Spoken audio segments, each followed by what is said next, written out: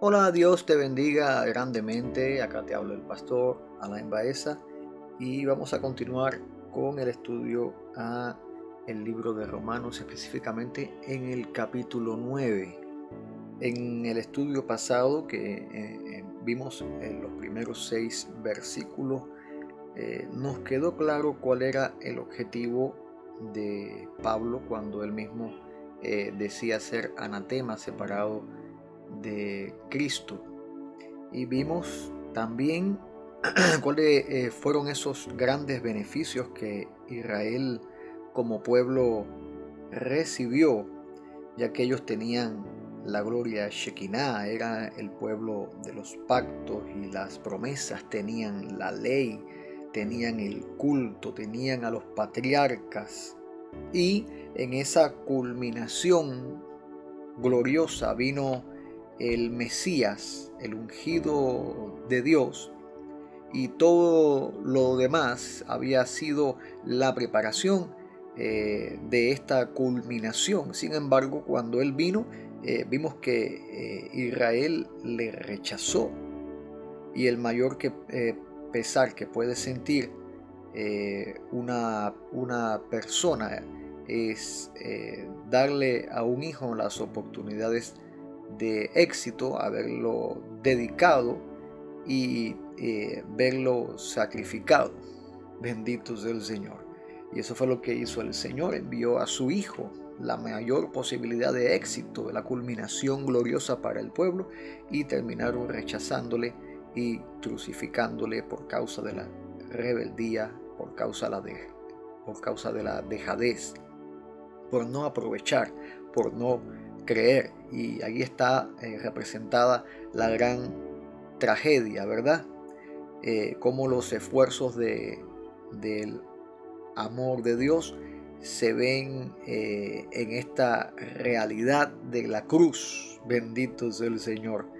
Y para algunos, si la cruz fue eh, la pérdida, el fracaso, verdaderamente no fue ni pérdida ni fracaso, sino que la cruz, donde Jesús fue crucificado. Cuando decimos la cruz, hablo del sacrificio de Cristo.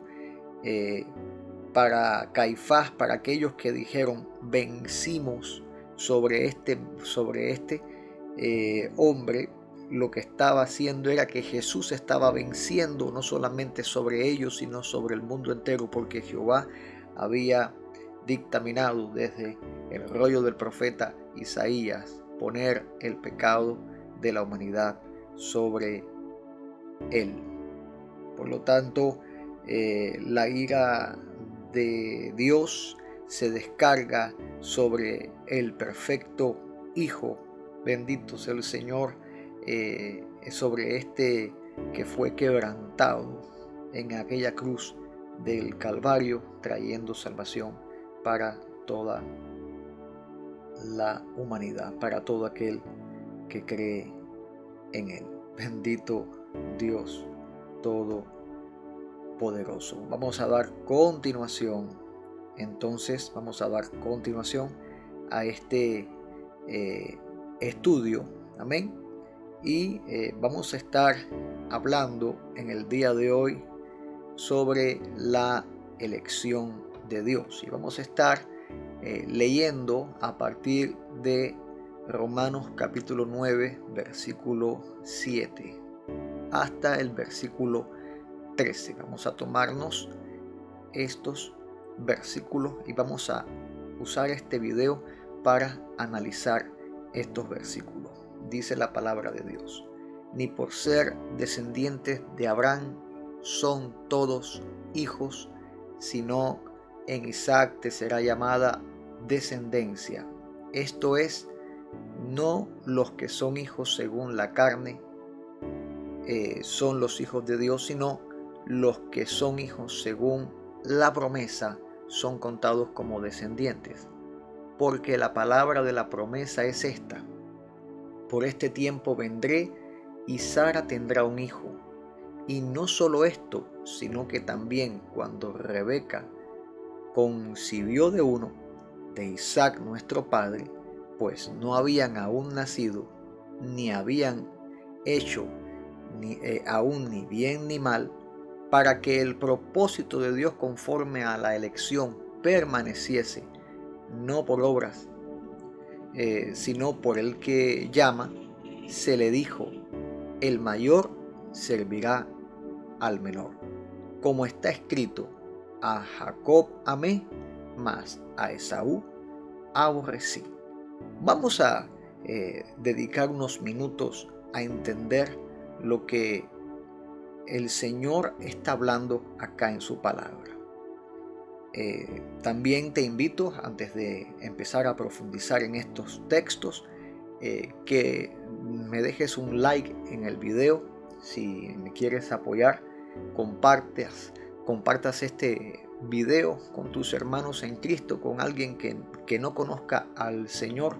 Usémoslos para evangelizar y también edificar la iglesia. Un abrazo grande, un saludo, y vamos a comenzar entonces a analizar esta porción de la palabra de Dios.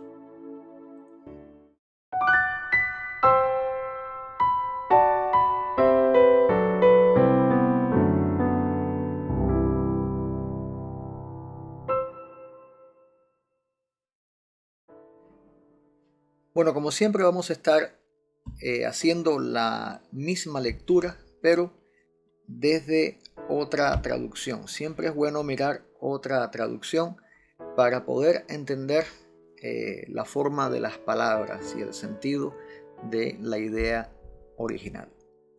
Dice los mismos versículos desde otra traducción. Por esto no quiere decir que la palabra de Dios haya quedado completamente frustrada, porque no todos los israelitas son el verdadero Israel, ni todos los que se consideran descendientes naturales de Abraham son plenamente sus hijos.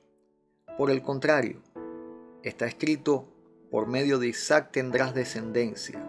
Es decir, que no son realmente hijos de Dios todos los que se consideran descendientes naturales de Abraham. No, son los hijos de la promesa los que forman la verdadera descendencia de Abraham. Porque la palabra de la promesa fue esta: vendré a este tiempo y Sara tendrá un hijo. Y no hubo solo este caso, sino también Rebeca, cuando concibió de uno, es decir, de nuestro antepasado Isaac. Nótese bien que los hijos no habían nacido todavía, ni habían hecho nada, ni bueno ni malo, para que la elección de Dios no fuera la consecuencia de obras, sino completamente porque Dios los llamó. Se le dijo a ella: el mayor servirá al más joven. Y también está escrito: he amado a Jacob, pero he aborrecido a Esaú. Bendito sea Dios poderoso. El hecho de que los judíos rechazaran y crucificaran a Jesús, el Hijo de Dios, quiere decir que el propósito de Dios quedó frustrado y fracasó su plan. Pablo está convencido, amado, de que esto no puede ser así. ¿Por qué? Porque no todos los judíos rechazaron a Jesús. La respuesta es esta, sencilla. Algunos sí le aceptaron, pero no cabe a duda que todos sus primeros seguidores eran judíos, lo mismo que Pablo. Ahora bien, a lo largo de la historia de Israel vemos el proceso de selección una y otra vez en funcionamiento. Una y otra vez vemos cómo que no eran todos los judíos los que estaban en el designio de Dios. Algunos estaban, otros no estaban.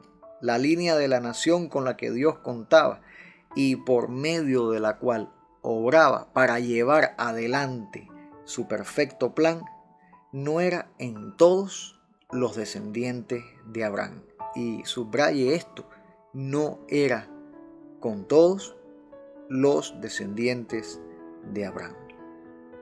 ¿Por qué? Porque no podemos, Dios no va a limitarse a la descendencia física. Esa no es la que cuenta, sino cuenta a la que Dios seleccione. Estamos hablando de la elección de Dios. Ahora, Pablo, para demostrar esta verdad, cita dos ejemplos de la historia de Israel. Primero nos enfoca a Abraham. Vamos a buscar Génesis capítulo 21, versículo 12. En este pasaje vamos a notar que Abraham tuvo dos hijos. El primero se llamó Ismael. Este le nació de la esclava Agar. El segundo fue Isaac, que tuvo con su esposa Sara. Los dos eran igualmente descendientes de Abraham. Pero cuando nació Isaac, Abraham y Sara eran ya de una edad muy avanzada. Tanto es así que humanamente hablando era imposible que hubieran tenido un hijo. Cuando Isaac era muchacho, un día vemos en la lectura de la escritura que Ismael se burló de él y Sara, cuando se dio cuenta, esto le desagradó.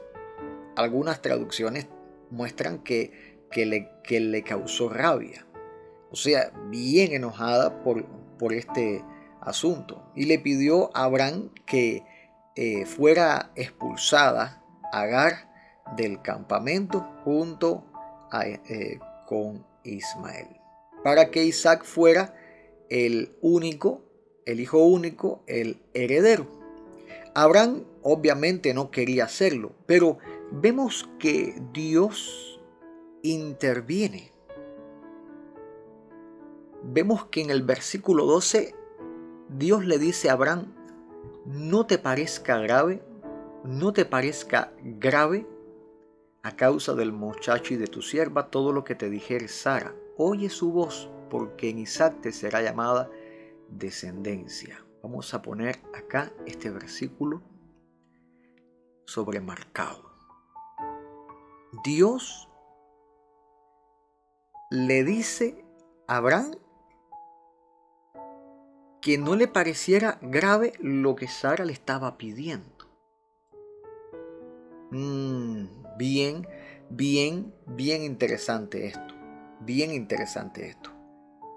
Abraham no quería hacerlo, pero Dios le dijo que lo hiciera, porque sería la descendencia que iba a tener, o sea, Isaac era el instrumento para cumplir la promesa. Bendito sea el Señor.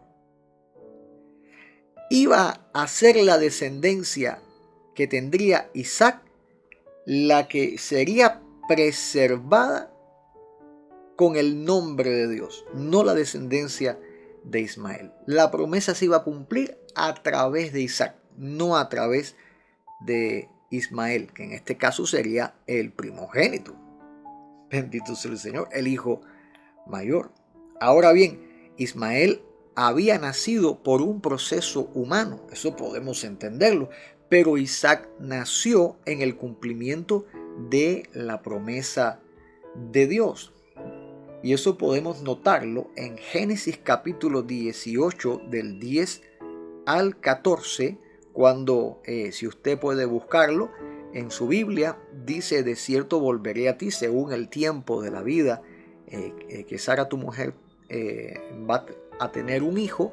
Y Sara escuchaba a la puerta de la tienda que estaba detrás de él. Y en el versículo 11 dice: y Abraham y Sara eran viejos de edad avanzada, y Sara le había cesado la costumbre de las mujeres. O sea que humanamente era imposible que Sara tuviera un hijo. Pero como nuestro Dios es un Dios de imposibles, para Él no hay nada que sea imposible.